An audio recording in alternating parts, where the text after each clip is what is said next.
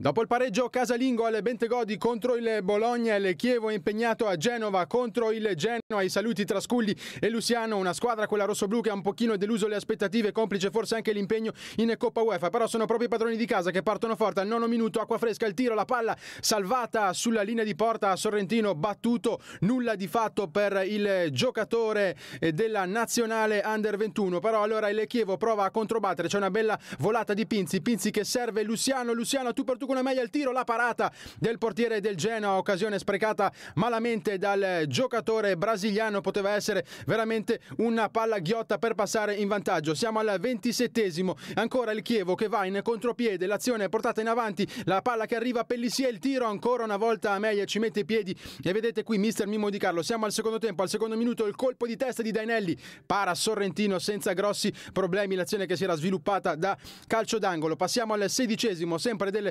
secondo tempo, e ancora il Genoa che prova l'azione che si sviluppa sulla fascia destra, la palla che arriva in mezzo per Palacio che si allarga, un'azione manovrata quella dei rossoblù, ancora Palacio che la mette in mezzo, ci sarà poi un batti e ribatti, il colpo di testa di Sculli, arriva Milanetto, il tiro contrastato, poi riesce a liberare la difesa del Chievo, ancora vedete mister Di Carlo. Siamo al 18esimo e qui arriva il gol dei padroni di casa, il cross e la palla che arriva a Rossi, a Marco Rossi che mette dentro per l'1-0, forse un pochino colpevole qui Sorrentino che non riesce a essere abbastanza reattivo per contrastare il tiro del centrocampista e quindi il pallone che finisce dentro per l'1-0 che sarà il gol definitivo, quello che deciderà insomma la partita. Passiamo al 20esimo perché il Chievo comunque prova a contrastare, a ritornare in gara, il colpo di testa di Mantovani che finisce fuori veramente di un soffio, sfortunato il difensore del Chievo. Al 24esimo ancora gli ospiti che provano con